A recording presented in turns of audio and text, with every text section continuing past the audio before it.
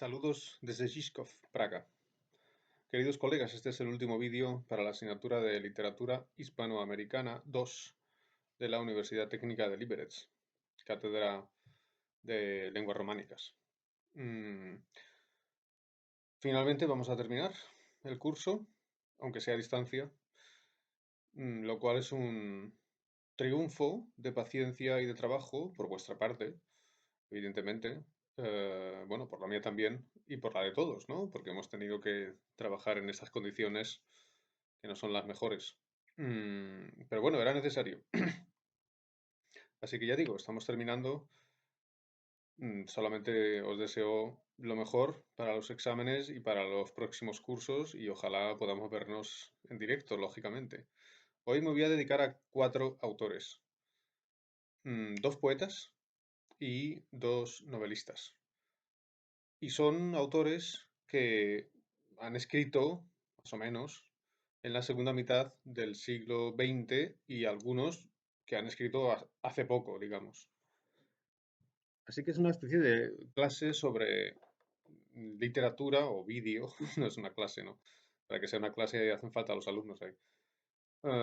Pues es un vídeo sobre literatura, digamos, muy cercana a nuestros días, ¿no? Literatura contemporánea, aunque algunos de estos autores empiezan a escribir en los años 50, ¿no? Porque sus primeras obras cuando eran jóvenes pues son de los años 50, pero han estado escribiendo hasta hace muy poco. El primero de ellos es Ernesto Cardenal, nicaragüense. Ernesto Cardenal, 1925 a 2020. Y aquí tenéis algunos de sus libros. El primero, prácticamente, es este Horacero, como veis, del año 57. Luego Epigramas, pero por citar alguno, porque tiene muchos más. Sin embargo, esto sí es muy importante. Cántico Cósmico, de 1989. Este es un libro que voy a comentar. Y luego ahí tenéis Vida Perdida, que es el primer volumen de sus memorias. Estas son, bueno, estos son los dos primeros volúmenes, ¿no? Vida Perdida. Y este es el segundo, Las Ínsulas Extrañas. Y son unos libros, bueno, además de estar muy bien editados en Fondo de Cultura Económica, muy interesantes. Entonces, este es un poeta, repito, nicaragüense, nació en Granada, Granada de Nicaragua, ¿no? Y también vivió mucho tiempo, lógicamente, en Managua, ¿verdad? Murió en Managua, me parece. Y murió el 1 de marzo pasado, es decir, murió hace un mes o mes y pico. Estábamos en la cuarentena. Cuando estábamos en la cuarentena, en medio de la cuarentena, el 1 de marzo, repito, el 1 de marzo ya estábamos en la cuarentena, no me acuerdo, ¿verdad? Pero ya digo, hace poco, o sea, hace mes y pico, murió Ernesto Cardenal. Yo lo vi en los periódicos y me dio mucha pena porque era un hombre entrañable y un gran poeta, ¿no? Muy, muy interesante. Mm, Digo, un hombre entrañable, yo no lo conocí, pero al leer sus memorias, pues uno tiene la sensación de que lo conoce un poco, ¿no? Porque ahí cuenta, cuenta su vida, claro, ¿no? Como todas las memorias.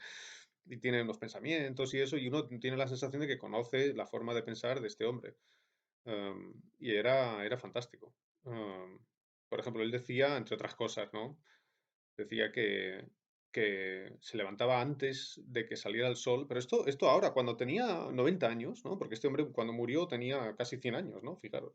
Y cuando era viejísimo, tenía 90 años o algo así, decía que se levantaba antes de que saliera el sol para que el alba lo pillara preparado.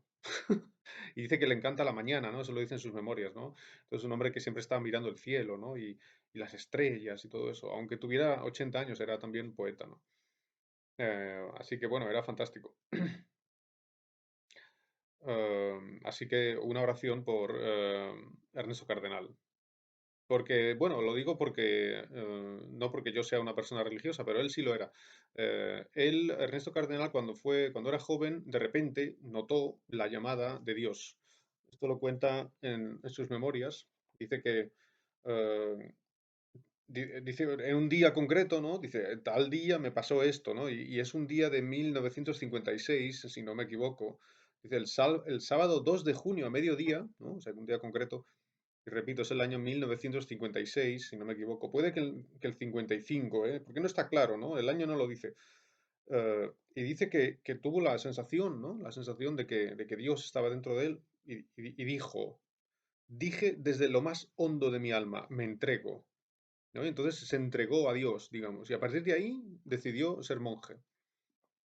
Y entonces él se va a Estados Unidos, bueno, porque él está buscando monasterios para ir y hacerse monje, y encuentra un monasterio que le interesa, que está en Kentucky. Y esto es una cosa muy curiosa, ¿no? ¿Verdad? Porque uno es un poco el último sitio que uno se imagina que va a haber un monasterio ahí, pero claro, hay monasterios en todos los sitios, ¿no?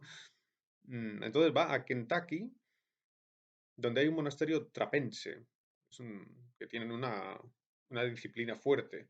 Entonces él está en ese monasterio durante un tiempo y luego se va. No le gusta porque la disciplina es demasiado fuerte, ¿no? Y hay cosas que no le acaban gustando, pero muy interesante. Ahí conoció a un escritor norteamericano que se llama Merton y con el que tuvo una relación, amistad, claro. Y, y bueno, esto le sirvió mucho, ¿no? Pero se fue, ¿no? Entonces dejó de ser, bueno, no llegó a ser monje, ¿no? Se quedó en novicio.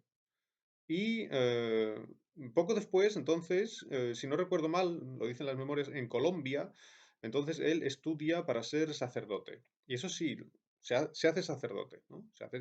Va a un seminario es una escuela donde se estudia para ser sacerdote, o cura, ñez. Y entonces él se hace sacerdote, de hecho. Y luego tuvo problemas, ¿no? Con el Papa, porque como Ernesto Cardenal era sacerdote, pero era un sacerdote revolucionario, colaboró en la revolución de su país contra la dictadura, pues entonces, digamos, era un sacerdote muy metido en política, ¿no? Muy metido en política. De hecho, cuando triunfó la revolución, entonces él fue ministro de Cultura de Nicaragua. Fue ministro de Cultura de Nicaragua en 1979, ¿no? Triunfa la revolución en su país y entonces él lo hacen a él porque es un escritor, ¿no? Es una persona inteligente, ¿no?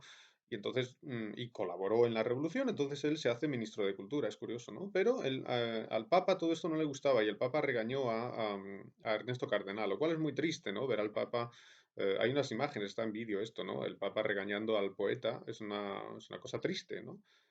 Hay que decirlo. Bueno, entonces, para que tengáis una idea de qué clase de persona es, ¿no? Ernesto Cardenal. Luego ahora, cuando él era ya muy mayor, él vivía solo en un piso de Managua y también tenía muchos problemas con el gobierno de su país. Es un hombre que siempre ha tenido que luchar contra la política, ¿no? De alguna manera. No lo han dejado tranquilo. Mm, y bueno, entonces, ya digo, era una persona que a mí me parecía muy simpática, ¿no? Por lo que escribe, ¿no? Yo ni siquiera lo he visto en una conferencia o algo así, ¿no? Bien, entonces, ¿qué clase de escritura es la de este hombre? Bueno, sobre todo es un poeta, aunque tiene algunos textos de prosa, claro, ya digo. Una prosa, por cierto, que se lee muy bien, muy curiosa, muy natural. eh, pero claro, sobre todo es conocido como poeta, ¿no? ¿Y qué clase de poeta es? Bueno, él mismo decía que su estilo era él lo llamaba así, era el exteriorismo, como exterior, el exteriorismo. Qué cosa tan curiosa, ¿no? ¿Y qué significa eso, exteriorismo? Bueno, pues dice que el exteriorismo es una poesía que habla de las cosas exteriores, o sea, las cosas que están en el mundo. Claro, también habla de sus sentimientos, ¿no? Dice, a mí me parece que, pero como que comenta lo que hay en el mundo y comenta todo lo que hay en el mundo. Cualquier cosa que está ahí puede convertirse en objeto del poema. Cualquier cosa puede ser un tema poético. Por ejemplo, perdón. Por ejemplo, mm,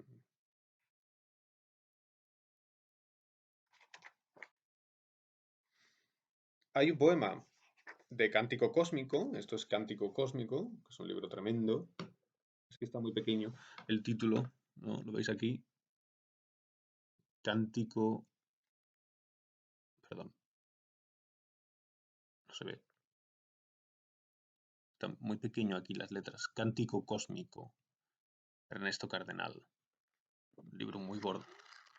Un libro enorme, ¿no? De poesía, solo de poesía. Eh, son 400 páginas de poesía. Pues aquí, en la cantiga 8, en el poema 8, que se titula Condensaciones y visión de San José de Costa Rica, porque está el poeta en Costa Rica, está en Costa Rica, en San José, en la ciudad de San José, en la capital de Costa Rica, como haciendo un viaje, y dice, mi taxi pasa, dos en una acera, uno contando un cuento, serán amigos. ¿Veis? O sea que el poeta ve a dos que están en la calle, que están hablando y lo pone en el poema, ¿no? Dice, dos contando un cuento. Animal muy bello es el hombre, me digo. Pollos fritos, pastelería, también amor. ¿No? O sea que él va pensando, ¿qué animal tan bello es el hombre? Porque es un animal bello el hombre. Bueno, pues porque el hombre es un animal espiritual y poético, ¿no? ¿Entendéis? Pero luego dice, pollos fritos, pollos fritos. Es más Kusata. Pollos fritos, pastelería. Pastelería, o sea, que ve una tienda, pastelería y lo pone, ¿no? En el poema. O sea, todo lo que está en el exterior entra en el poema. Pollos fritos, pastelería, también amor. Uno muy aprisa, llegando tarde. ¿A dónde? A una cita o a una fiesta, una casa donde él ama. Otro llevando pan. Para él, con otros. Comunión. Restaurantes brillantes. También son para una unión. Cerveza Pilsen. Claro, hay un anuncio de cerveza Pilsen. Pues él dice, pues paso y veo un anuncio de cerveza Pilsen. Y dice que eso es fantástico porque sirve para la unión. ¿Por qué para la unión? Bueno, porque la gente se reúne ahí, ¿no? Los amigos con los amigos. Y dice, qué bonito, ¿no? Y sigue diciendo, también anuncia asociación, reunión, Coca-Cola. Una mierda. Lo dice él, ¿no? Está en el texto. Pero el letrero deletrea esta noche, comunión. O sea que ve los anuncios de Pilsen, de Coca-Cola y todo eso, y dice, bueno, eso sirve para que la gente se reúna. Bueno, no le gusta la Coca-Cola, ¿no? A él, por eso lo dice. Pero dice, todo eso, ¿no? Sirve para que la gente se reúna. Bella especie, dije, ¿cómo la amo? Todos nacidos de cópulas, todos nacidos para el amor. En un barrio, en una casa con fiestecita, y qué emoción. Y vi que era bello morir por los otros. Esa fue mi visión esa noche en San José de Costa Rica. La creación entera, aun en los anuncios comerciales, gemía con dolor por la explotación del hombre por el hombre. La creación entera pedía a gritos la revolución.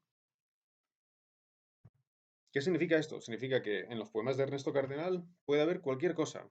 Repito, cualquier tema. Puede haber cualquier tema. Es decir, cualquier objeto, ¿no? Puede haber un semáforo, puede haber un cohete, puede haber una fórmula matemática, puede haber un pensamiento de física, puede haber una reflexión histórica, puede haber la expresión de un sentimiento. Todo. Y expresado de manera, digamos, espontánea. No tiene ritmo. No es una poesía con ritmo, ¿me entendéis? Con versos, sino que son versos muy largos y esos versos muy largos son casi prosa, ¿no? Bueno, claro, tiene un ritmo suyo especial, ¿no? Una cosa muy curiosa. Eh, Fijaros, el mismo poeta explica cómo es su poesía y qué es el exteriorismo. Dice Ernesto Cardenal, el exteriorismo es la poesía creada con las imágenes del mundo exterior, el mundo que vemos y palpamos. El exteriorismo es la poesía objetiva, narrativa y anecdótica, hecha con los elementos de la vida real y con cosas concretas como Pilsen, con nombres propios, Pilsen, y detalles precisos, y datos exactos, y cifras, y hechos y dichos. En fin, es la poesía impura. La poesía impura parece una alusión a la famosa poesía pura española de la generación del 27.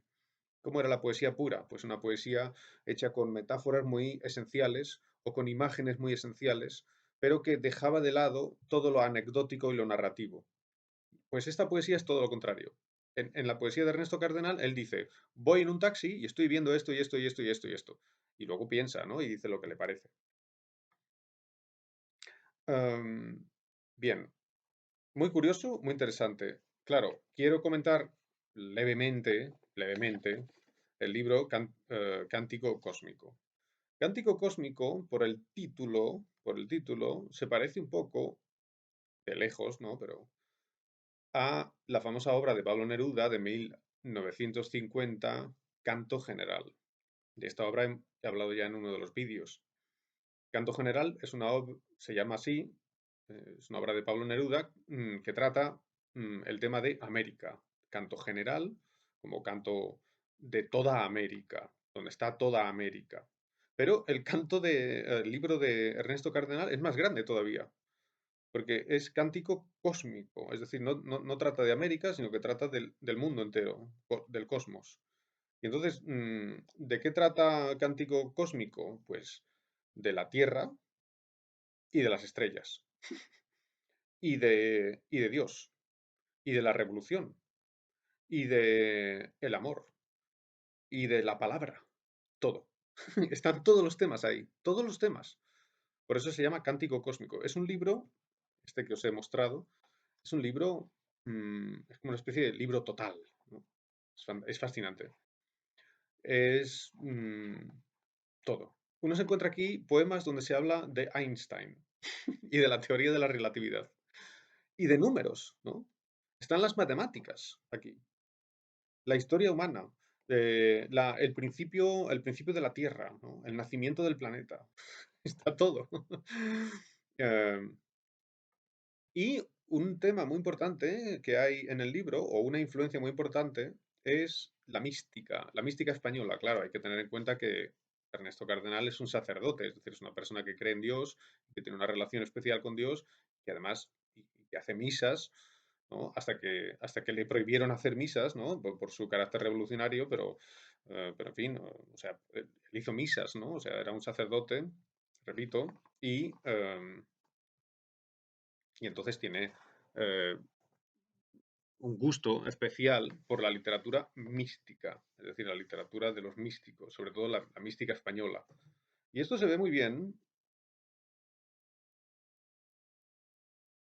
Perdón, estaba diciendo que esta presencia de la mística o esta influencia de la mística se ve muy bien en la fotocopia que tenemos, la fotocopia número 11, donde hay un fragmento del segundo poema de Canto Cósmico, que se llama La Palabra.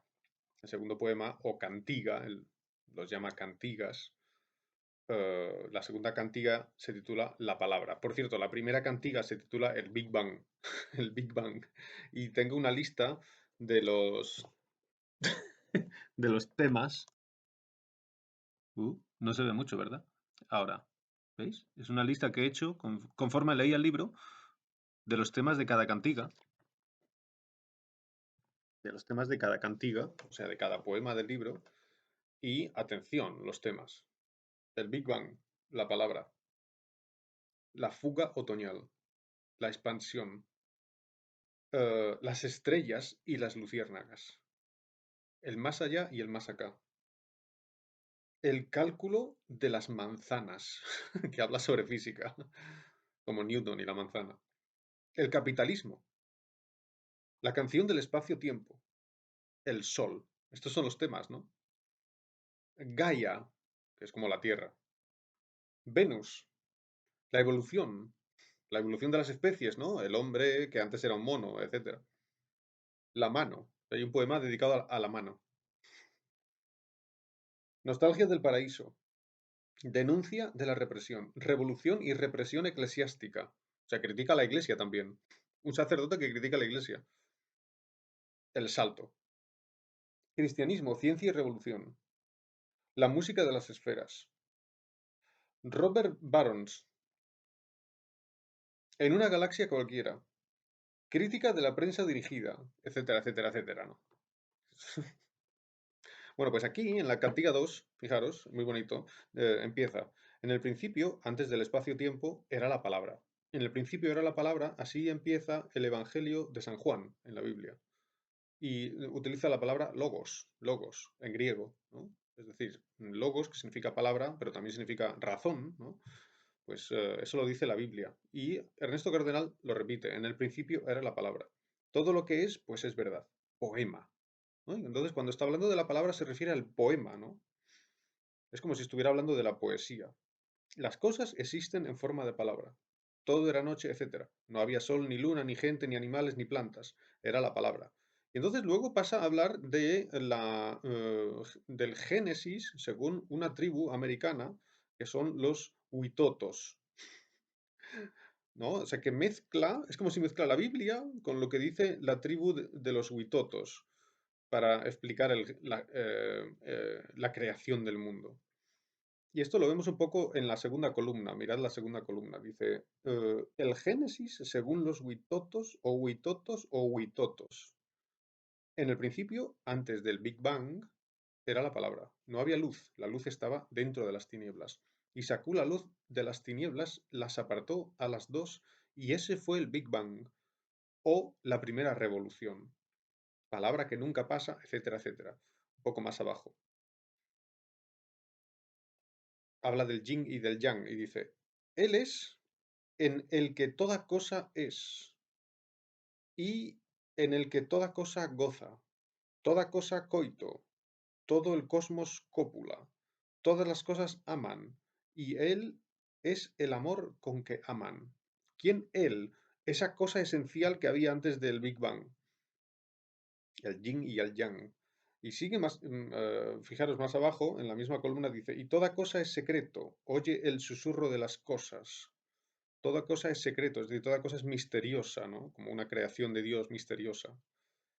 Oye el susurro de las cosas, lo dicen, pero dicen en secreto. Y un poco más, en la siguiente columna, los dos coros, el yang llama, el yin responde dialécticamente. ¿Oís esas estrellas? Es el amor que canta, la música callada, la soledad sonora, la música en silencio de la luna, etcétera.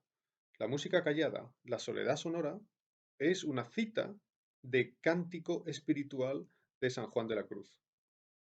Es decir, que está jugando intertextualmente con San Juan de la Cruz, porque San Juan de la Cruz es un místico que mira el universo y, digamos, lo que ve en realidad detrás de las cosas es a Dios.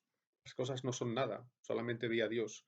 Y aquí también el poeta está viendo lo que hay detrás, ¿no? Esa especie de cosa anterior al universo, que él llama la palabra, ¿no? Y esa palabra es Jesucristo.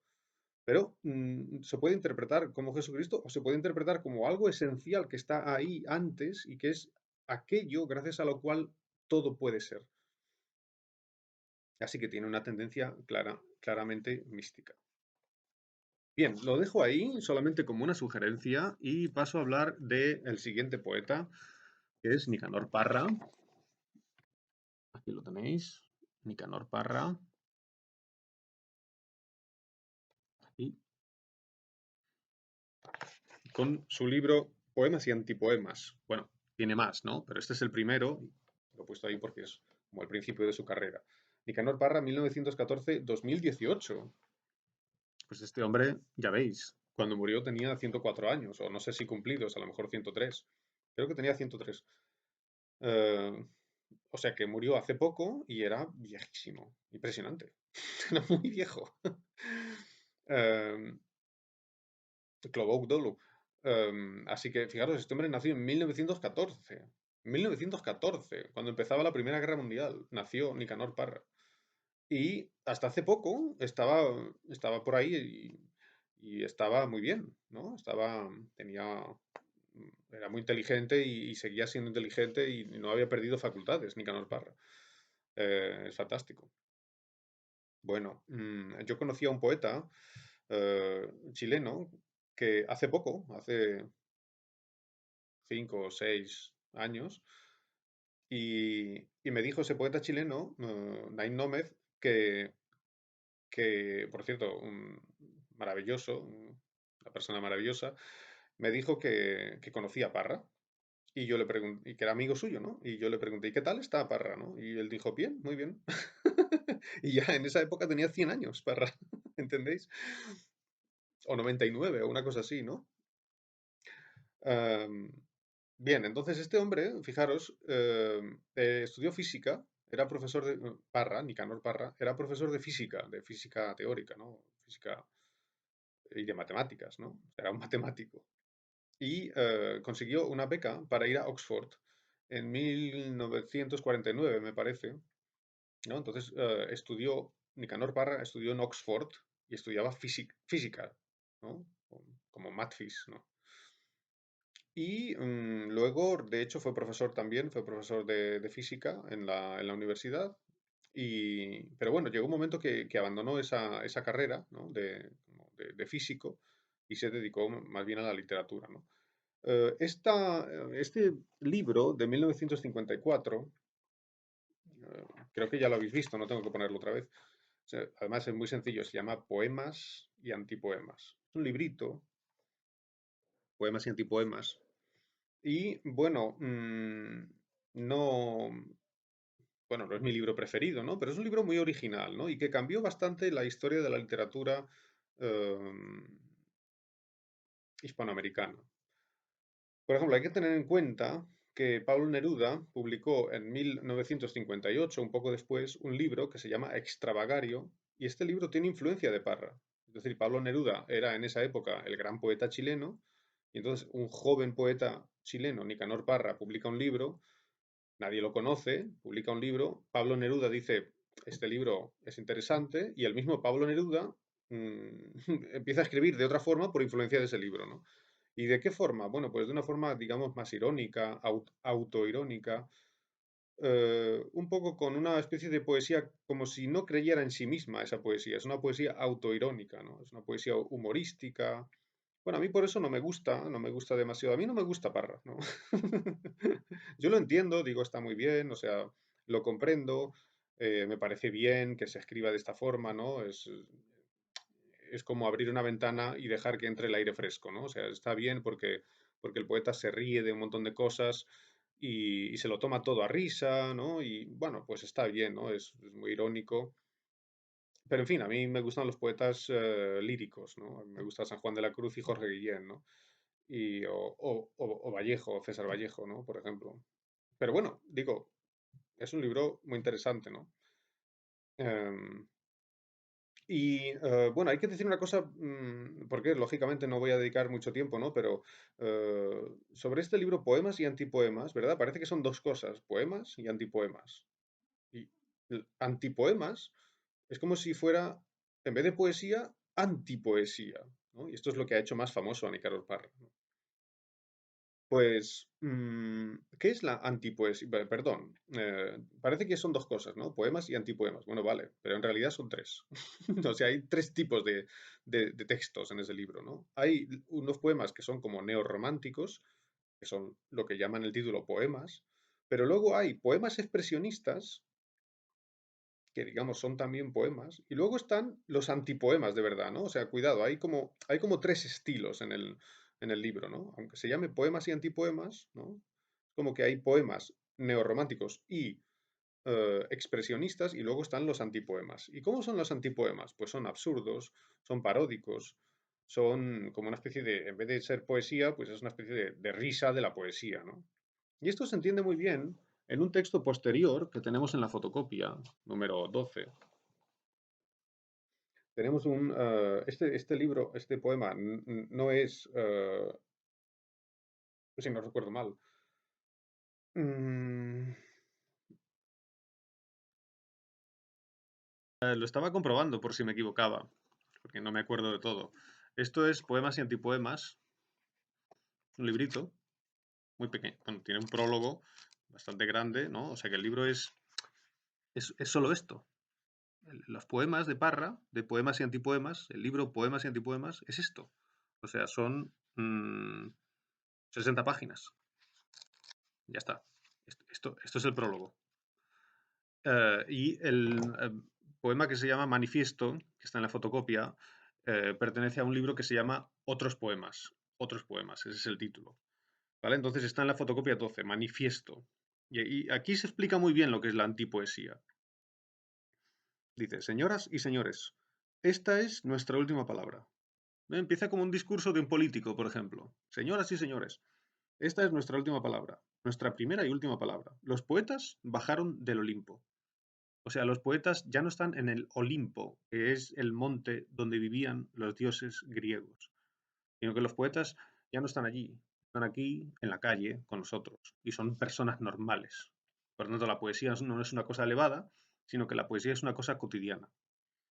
Para nuestros mayores, la poesía fue un objeto de lujo, pero para nosotros es un artículo de primera necesidad. No podemos vivir sin poesía. O sea, la poesía es como, pues qué sé yo, como, como el pan, ¿no? O mm, como un rohlik o como un yogurt, ¿no? Una cosa que necesitamos cada día.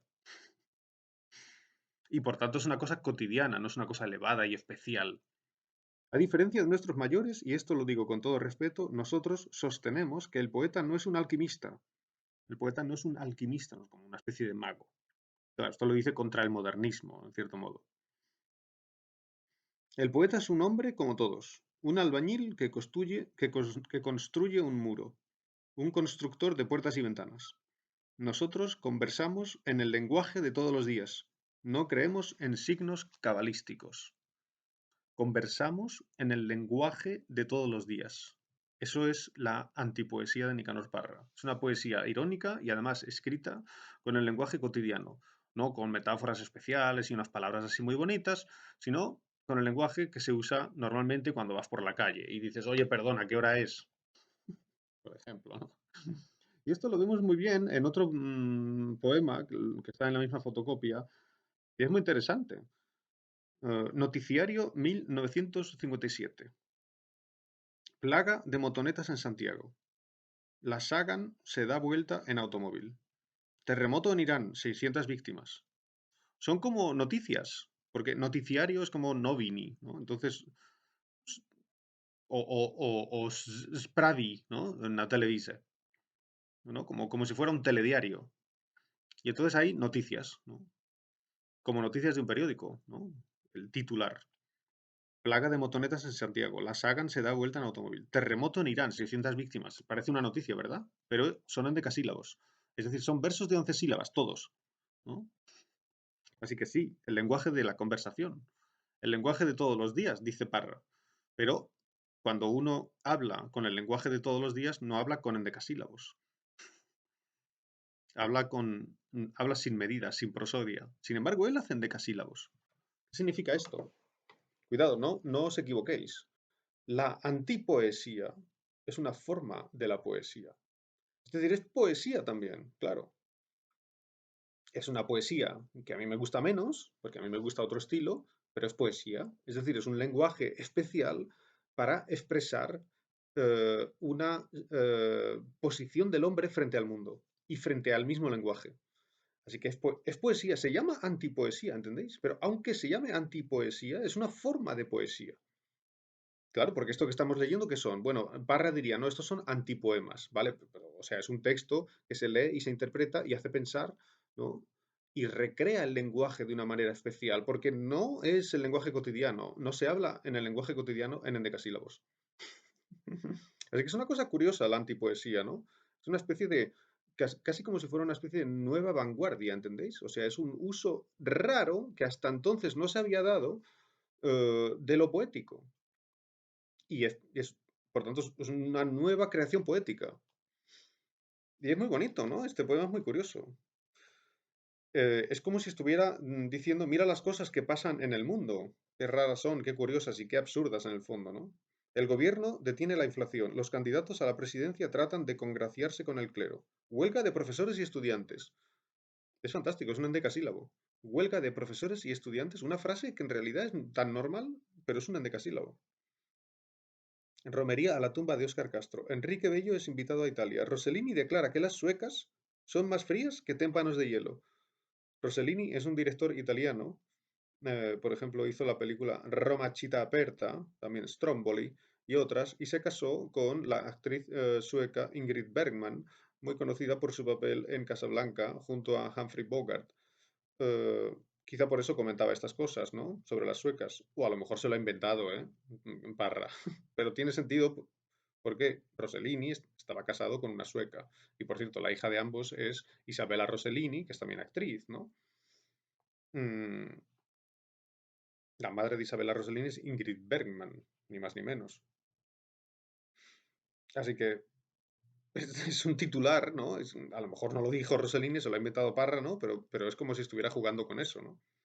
Se especula con astros y planetas. Su santidad, el Papa Pío XII, da la nota simpática del año. Se le aparece Cristo varias veces. Todo muy irónico, ¿no? Etcétera. Y todos son endecasílabos hasta el final. Pero si miráis con lupa de cerca, cuidado, porque hay algunos mensajes. Parece como un chiste, pero hay algunos mensajes políticos. Eh, Fijaros, dice, por ejemplo, en la siguiente columna, los estudiantes salen a la calle, pero son masacrados como perros. O sea, está criticando el hecho de que cuando los estudiantes se manifestaban, entonces los mataban, ¿no? No dice quién, bueno, lo dice en el siguiente verso, ¿no? Etcétera. Mm, Bien, entonces ahí creo que con esto tenéis una idea de lo que es la antipoesía y puede que os interese y que queráis seguir estudiando a Parra, ¿no? Repito, esto es solo pequeñísima introducción.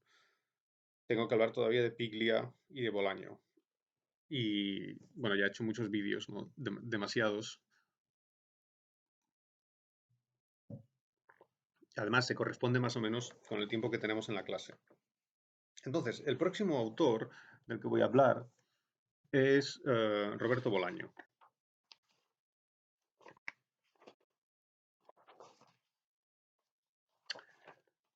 Roberto Bolaño murió muy joven, tenía 50 años solamente. Aquí está, aquí, Roberto Bolaño, del 53 al 2003.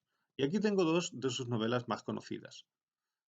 Claro que tiene muchas más, pero eso es fácil de buscar, solamente para que os orientéis, ¿no? Estas son sus obras más famosas. Los Detectives Salvajes, del 98, y 2666. Atención, este es el título, ¿eh?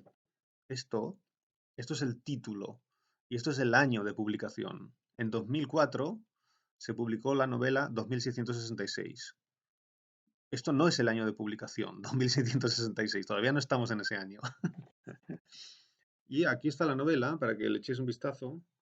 Atención, esto es 2666. Y fijaros,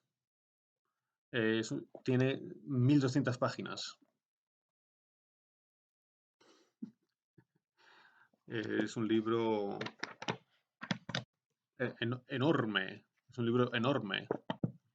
Pero su novela más famosa, la novela que le dio gran fama a Bolaño, sus primeras novelas también tuvieron éxito, ¿no? Pero esta novela fue una explosión, ¿no? En todo el mundo. Es esta, Los Detectives Salvajes. Te acerco. También una novela bastante grande, pero menos. Tiene 600 páginas, pero esta tiene el doble. Y además esta es más grande, ¿no? O sea, es que esto es gigantesco, ¿no? Bueno, en realidad, ¿qué pasa? Roberto Bolaño estaba preparando 5 novelas. 5. Y murió muy joven. No le dio tiempo a publicarlo. Esto se publica un año después de la muerte de Bolaño. Y entonces él estaba pensando que iba a publicar una y luego otra y luego otra y luego otra. Estaba trabajando, era como un ciclo, ¿no? De alguna manera. Y entonces se ha muerto y no. Y finalmente se publicó todo junto y en cierto modo está inacabada, ¿no? O sea, es como una novela inacabada, ¿no? Pero bueno, no pasa nada, se puede leer. Pero la relación que hay entre cada una de las 5 partes, digamos, o cada una de las 5 novelas que hay dentro, es una relación un poco extraña. Y yo, vamos, creo que se debe a que sencillamente se puso enfermo y se murió, ¿no? Una lástima, ¿no? Ya digo que la novela queda de alguna forma como sin final. No pasa nada porque, vamos, en mi opinión no pasa nada porque yo no leo las novelas para ver qué final tienen, ¿no? Hombre, también me interesa el final, ¿me entendéis? Pero si una novela no tiene final, pues no pasa nada. Por ejemplo, Tiempo de Destrucción. también quedó inacabada, de Martín Santos, y es una maravilla. Pues no me importa que no tenga final. Hombre, hubiera preferido que la terminaran, ¿no? Pero en fin, quiero decir que se puede leer, ¿no? Que es un libro que se puede leer, ¿no? Y que se debe leer, que es una gran obra. Están traducidas al checo las dos y muchas otras, y estas dos las ha traducido Aneska Jarbatova, um, que es una grandísima traductora, ¿no? De literatura, sobre todo hispanoamericana. Así que podéis leerlas en checo, pero como sabéis español, recomiendo que las leáis en español, ¿no? O sea, esto es como casi para un verano, ¿no? En un verano podéis leer esto. Bueno, en un mes, ¿no? Se puede leer esto. Y quiero decir un par de palabras solamente, ¿no? Sobre estas obras. Los detectives salvajes, con el título, parece una novela de detectives, ¿no? Los detectives salvajes. Me equivoqué. Detective. ¿Cómo era en checo? Equivoqué. ¿Detectivove? No me acuerdo. ¿Detectivove o detectivi? Bien, entonces en esta novela hay dos poetas. Es muy curiosa la novela. La estructura es tremenda. Hay dos poetas, Roberto Belano, que es como si fuera Bolaño, repito, se llama Roberto Belano, y Ulises Lima. Son dos poetas hispanoamericanos que están buscando. Por eso parecen como que son detectives, porque buscan a alguien, ¿me entendéis? Buscan a una persona, ¿no? Y por eso ahí hay una especie de trama en la novela que hay dos poetas que están buscando a alguien. Están buscando a una poetisa mexicana que se llama Cesárea Tinajero. Y mm, la encuentran al final. Encuentran a Cesárea. Y cuando la encuentran, alguien la mata a ella. Ella muere. Y la novela sigue. Es decir, encuentran a Cesárea cuando estamos aquí en la novela, más o menos. Y el resto, o sea, casi en la mitad, ¿no? Y entonces la novela sigue y ya no buscan a Cesárea. ¿Qué significa esto? Bueno, no es una novela de detectives, de lejos, parece una novela de detectives porque hay unas personas que buscan a otro, ¿no? Y hay como un misterio.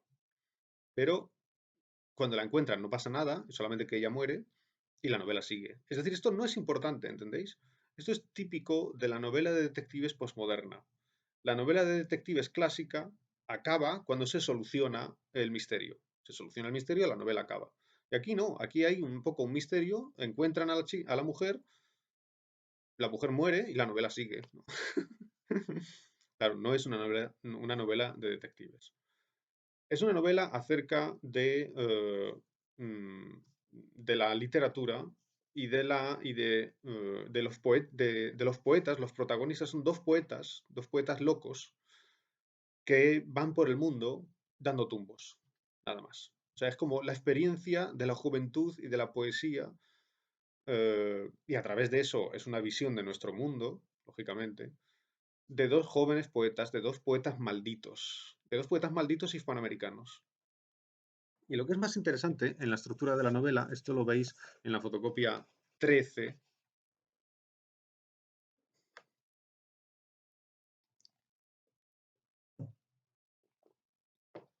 Bueno, la novela tiene varias partes, pero la segunda parte, que es la más grande, está compuesta, y esto es muy original, esto es muy original, es algo fantástico. La novela es maravillosa, es buenísima. Esta segunda parte está compuesta por una serie de entrevistas. No son exactamente entrevistas de preguntas y respuestas, sino que son como testimonios de personas. Por ejemplo, fijaros, la fotocopia 13 dice Simone Darieux, Rue de Petit Écuyer, París, septiembre de 1977. Es decir, esta persona, Simone, es una mujer que ha conocido a Ulises Lima y habla de él.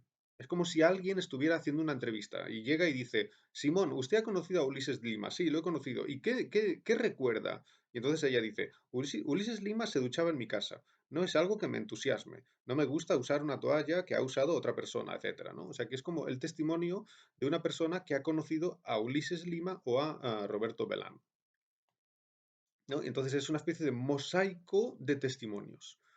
Todas las personas que han conocido a Ulises Lima y a Roberto Belano hablan de ellos, ¿no? Entonces, ellos son el centro de la historia porque todos hablan de ellos y ellos son los únicos que no hablan.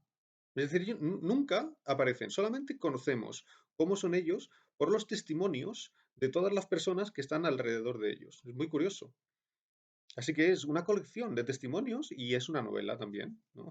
Es fascinante. Y fijaros lo que dice, por ejemplo, Simón de Ulises Lima, que es uno de los poetas. Están muy locos los dos, ¿no? Dice, no me gusta usar una toalla que ha usado otra persona, sobre todo si con esa persona no existe una cierta intimidad física e incluso sentimental, pero igual le dejaba que utilizara mi ducha. Después cogía las toallas y las metía en la lavadora. Por lo demás, en mi piso intentaba ser ordenado, a su manera, cierto, pero lo intentaba y eso es lo que cuenta. Después de ducharse, fregaba el suelo del baño y sacaba los pelos del desagüe. Algo que tal vez sea una nimiedad, pero que a mí me pone histérica. Detesto encontrar esos coágulos de pelo, y menos si no son míos, que taponan la bañera. Luego recogía y doblaba las toallas que había utilizado y las dejaba encima del bidet, etcétera, ¿no? O sea que dice como Ulises Lima vivía en París, pero no tenía ducha, no tenía como Coppel, ¿no? Y entonces iba a ducharse a casa de una amiga, ¿no? Mm, y en la siguiente página, para que veáis cómo es el personaje, era un tipo curioso, escribía en los márgenes de los libros. Por suerte, yo nunca le presté uno. ¿Por qué? Porque no me gusta que escriban sobre mis libros. Y hacía algo todavía más chocante que escribir en los márgenes. Probablemente no me lo crean, pero se duchaba con un libro. Lo juro, leía en la ducha. Que cómo lo sé, es muy fácil. Casi todos sus libros estaban mojados. Al principio yo pensaba que era por la lluvia.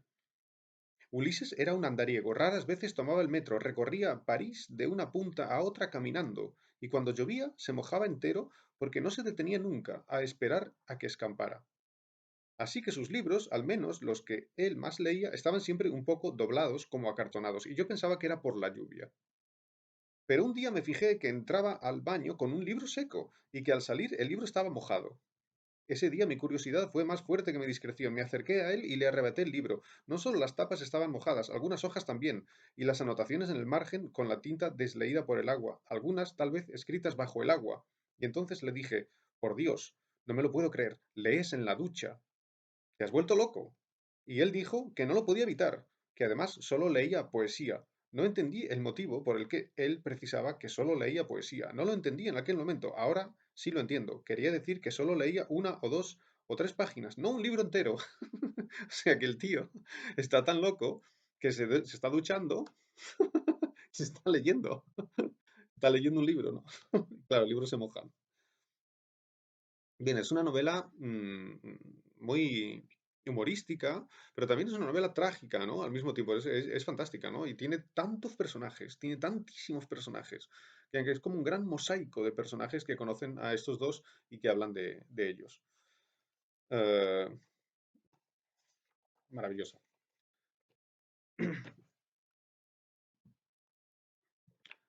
2666, mm, parece que es una novela como para dedicarle un poco más de 5 minutos, ¿no?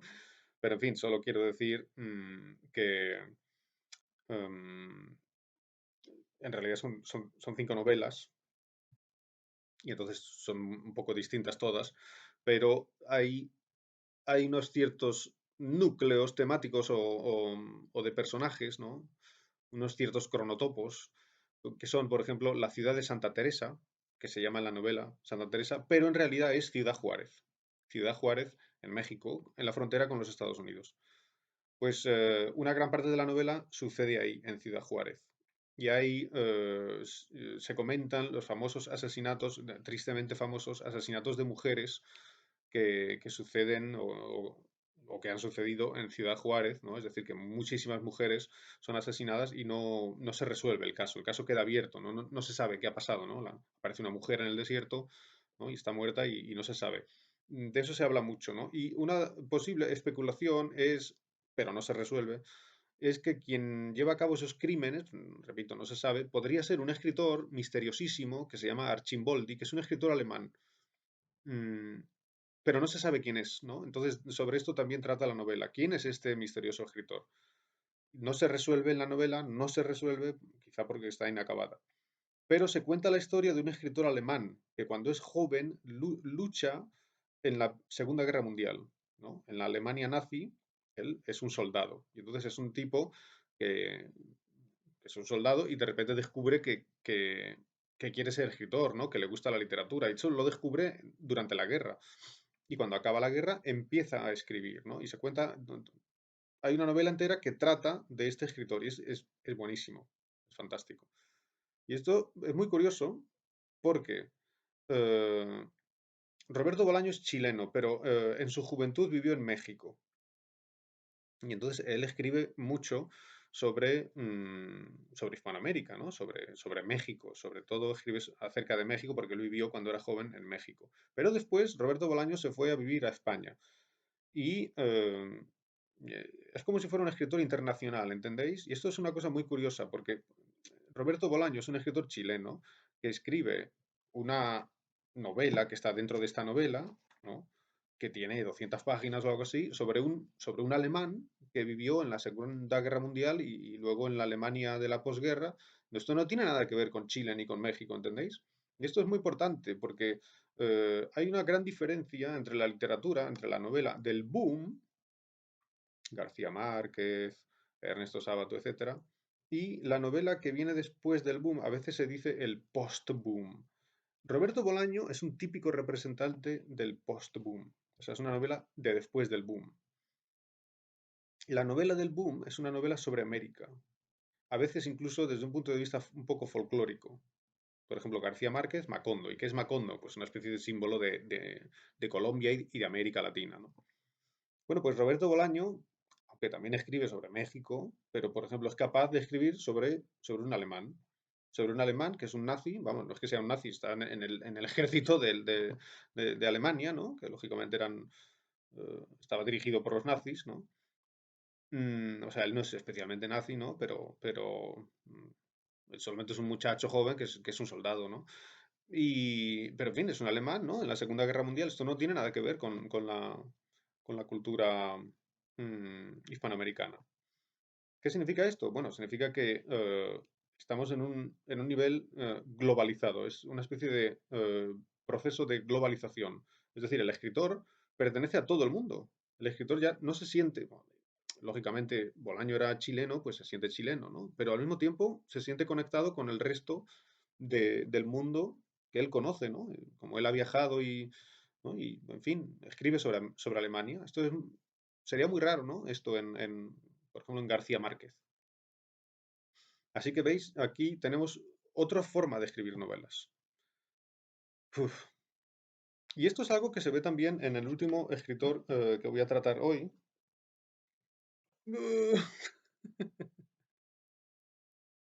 Bueno, estos son algunos de los libros de Piglia que tengo. Tengo más. De hecho, creo que tengo todas sus novelas. Bueno, aunque no son muchas, ¿eh? Piglia, lo tenéis, es el último. Ricardo Piglia, 1941-2017. Murió hace poco, ¿eh? Piglia. Piglia murió hace 3 años, ¿no? Y aquí tenéis algunas de sus obras más famosas, pero no son todas.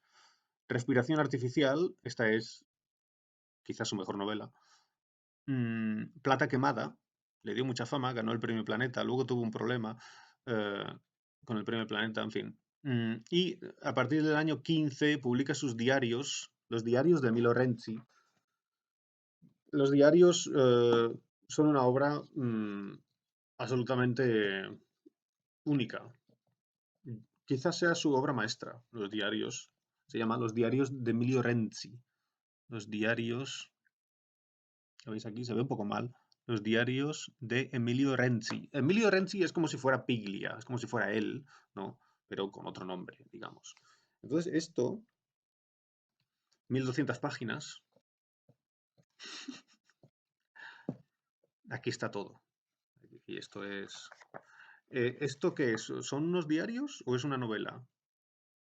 Ni una cosa ni otra, es algo a medias. Es un género nuevo, una cosa extraña, ¿no? Eh, una obra enorme, pero enorme, o sea, una obra maravillosa, ¿no?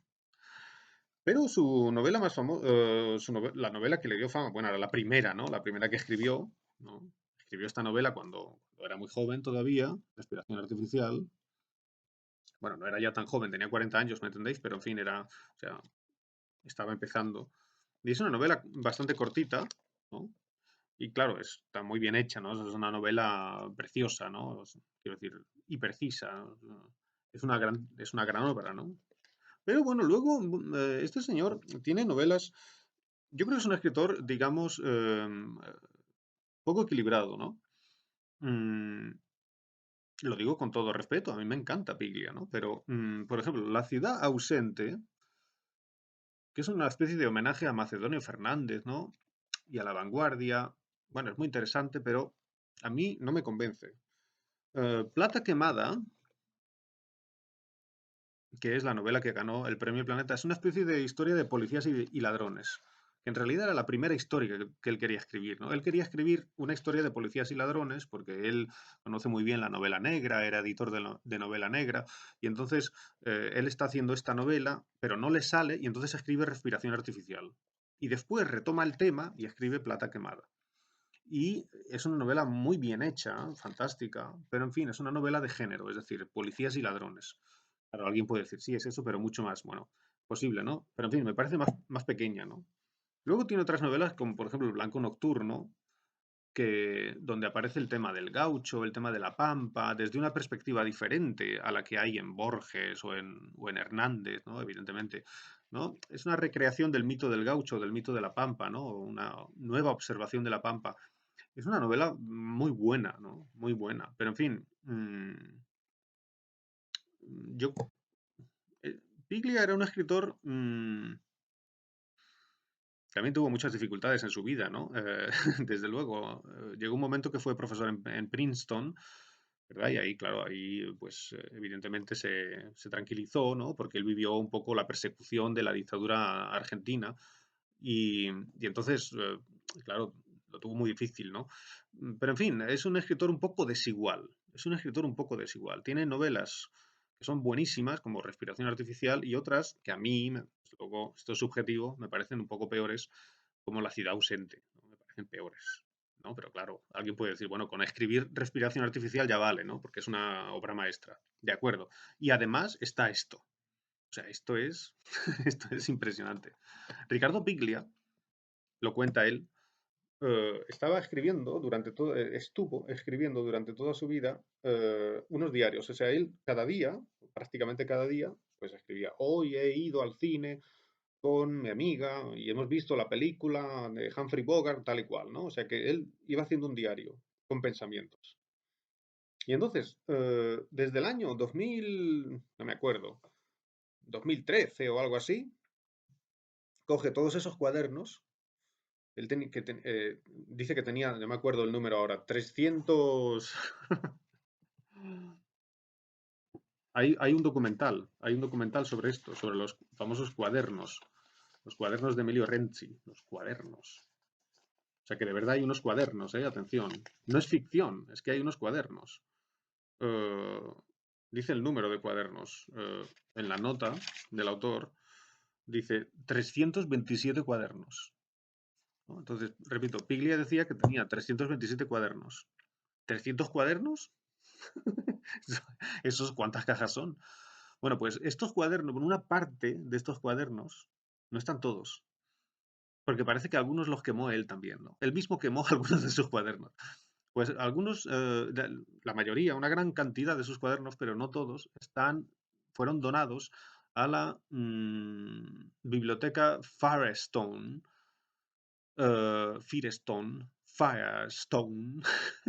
de Princeton. O sea que están allí, se pueden consultar.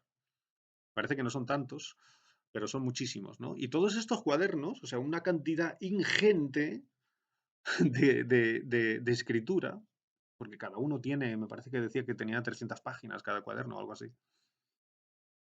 multiplicar. Bueno, pues este señor ha escrito eso en esos cuadernos desde que tenía, no me acuerdo, 18 años o algo así, empezó, o 17, que empezó a escribir esos cuadernos hasta que se murió.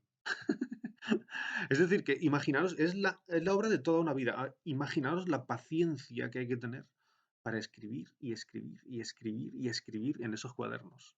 Un diario durante toda la vida. Y al final de su vida, en los últimos años, cogió los cuadernos o tomó los cuadernos, por si hay algún oyente argentino, tomó los cuadernos y los recreó con la ayuda de una secretaria que era mexicana, mi musa mexicana, decía él, recreó todo ese material y hizo esto. Claro, esto es mucho más pequeño que los cuadernos, ¿entendéis? Los cuadernos son, yo hice la multiplicación, no me acuerdo si salían 20.000 páginas o algo así, ¿no? Y esto solamente tiene 1.000 páginas. O sea que esto es como un resumen de aquello, ¿no? Una especie de recreación. Entonces es una obra muy curiosa y no se sabe si es una novela en forma de diario, donde el personaje es Emilio Renzi, que es Ricardo Piglia, o son de verdad unos cuadernos, porque él habla de cosas reales. Dice, me encontré con García Márquez, que me dijo no sé qué, ¿no? Pero claro, y aquí es que hay tantos pensamientos, tantas historias, tantos ensayos, hay tanto de todo, ¿no? Y eso es una obra impresionante. Yo creo que es una obra que a mí me gusta más incluso que Respiración Artificial, pero bueno, Respiración Artificial es su gran famosa novela, ¿no?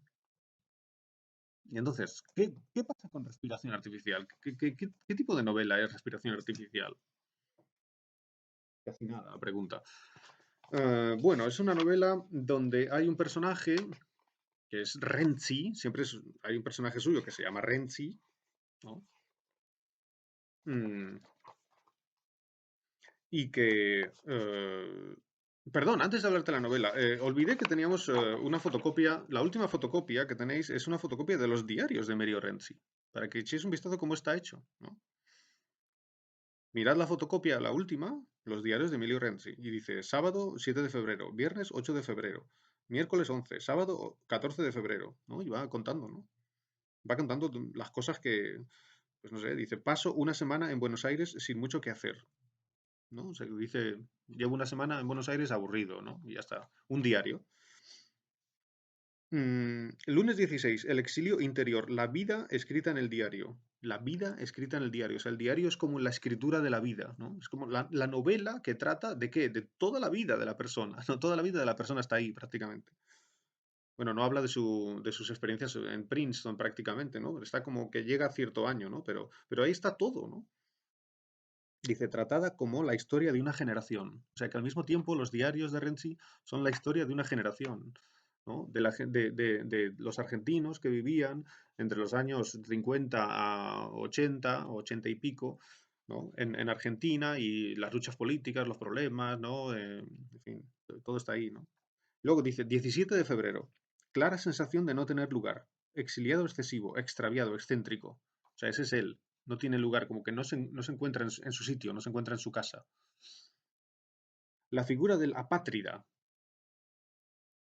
dificultad de hablar con quien sea. Practico una lengua en la que nadie habla ya. Se siente solitario y diferente a todos. Y eso es porque se dedica a una sola cosa intensamente, Piglia, escribir.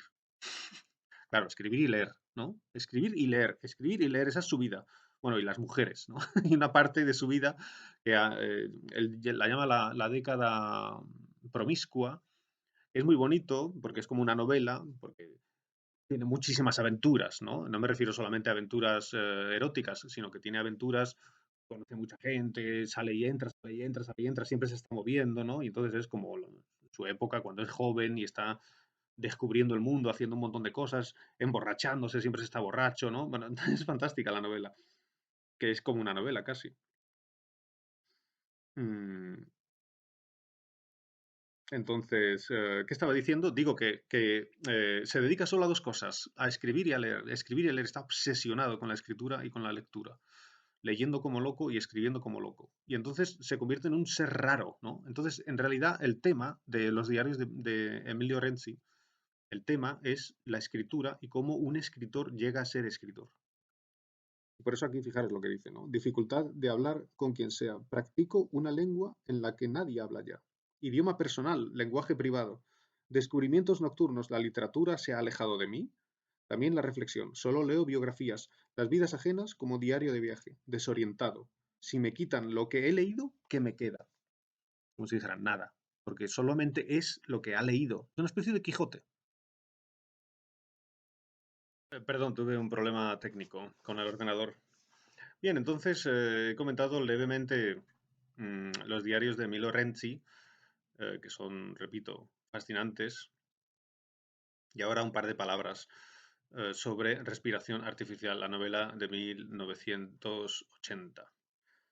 Eh, Ahí aparece también el personaje que se llama Emilio Renzi, que es como si fuera un alter ego de Ricardo Roberto Piglia, ¿no? Ricardo Piglia, perdón.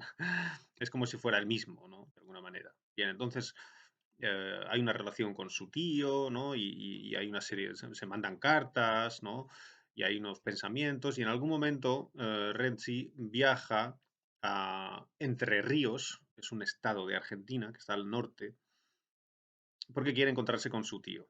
Pero en vez de encontrarse con su tío, se encuentra con un polaco que se llama Tardewski, y entonces habla con él. Y eso es todo, ¿no? Es decir, que la novela Respiración Artificial no es una novela donde haya aventuras y cosas así. Es una novela donde hay pensamientos, ¿no? Y donde hay unos personajes que se intercambian pensamientos y también se intercambian historias. Entonces, por ejemplo, cuando llega y conoce a Tardewski, Tardewski le cuenta su propia historia. Le dice, ¿por qué un polaco, qué hace un polaco en Entre Ríos? Entre Ríos es la, repito, es la provincia de Argentina del Norte que está tocando con Paraguay, me parece, ¿no?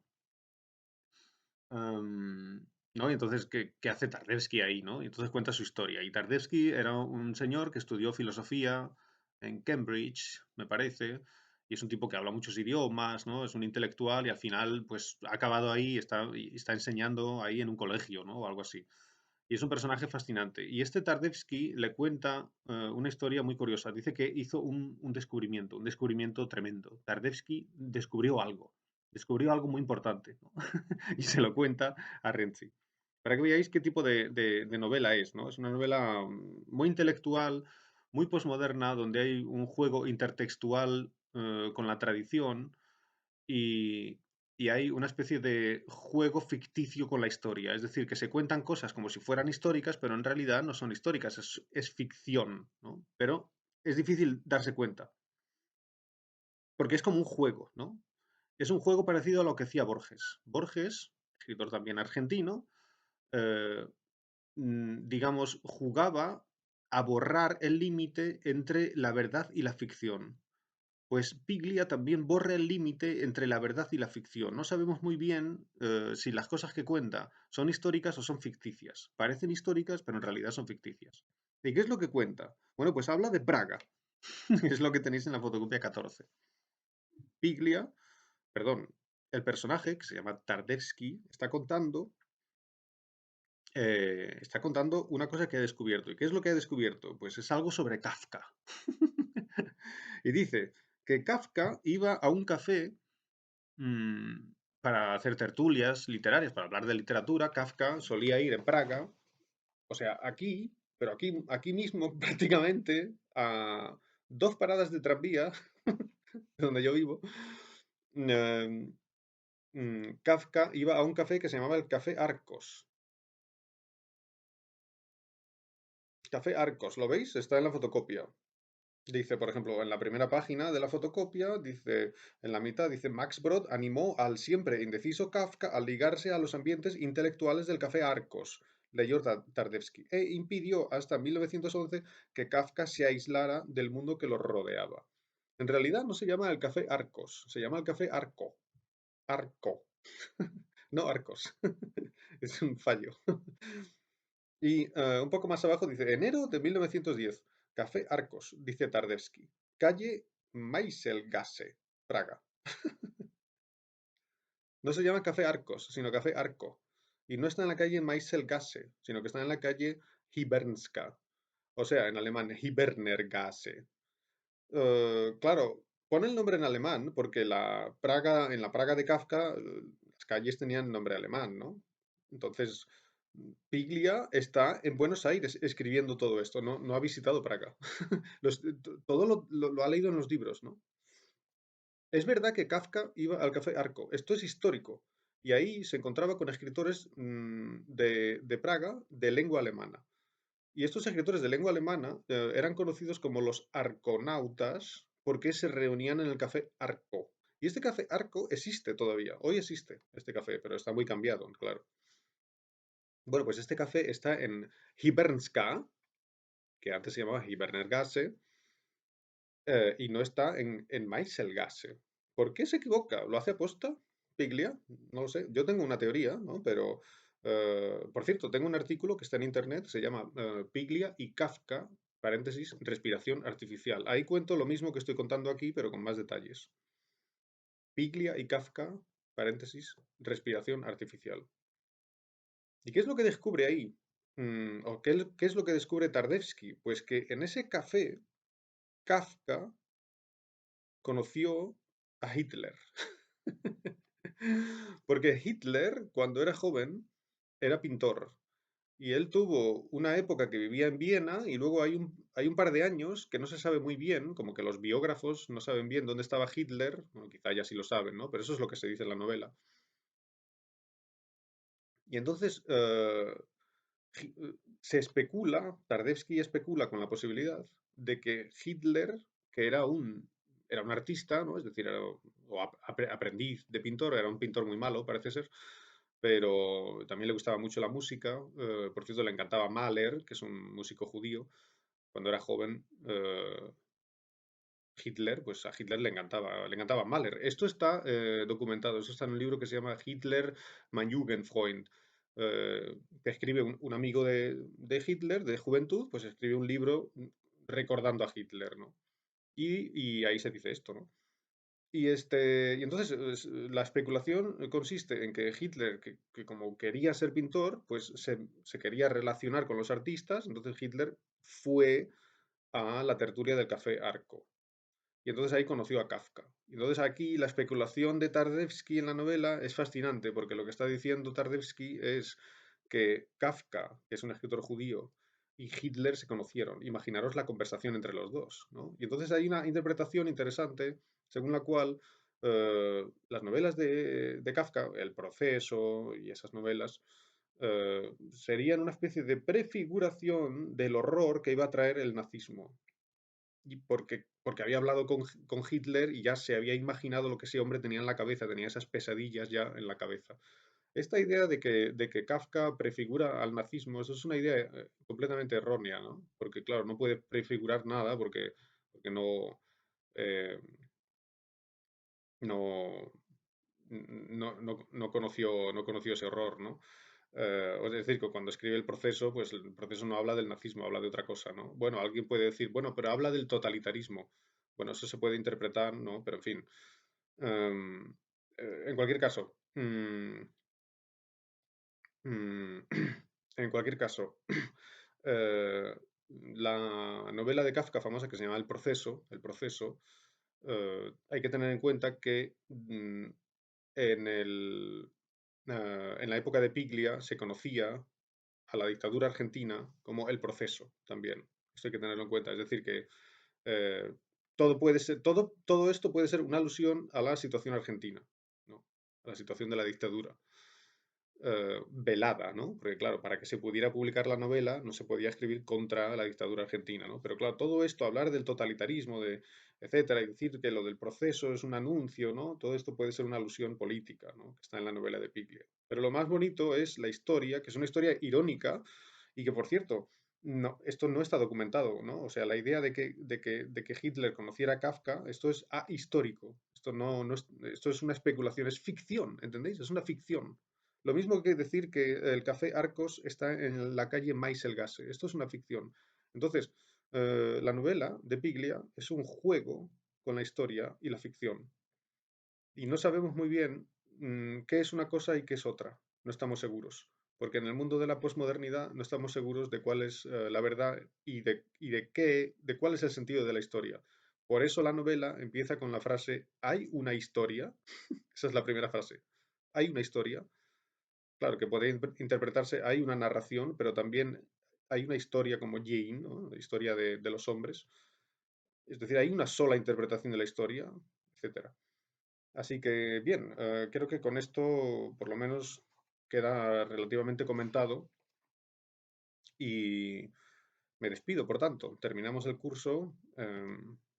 Ha sido un placer, aunque no nos hemos visto mucho. Bueno, la primera parte del año sí, pero de todas formas, hacer los vídeos ha sido un placer. Así que me despido, espero que estéis bien y que estéis muy bien para el examen. Gracias.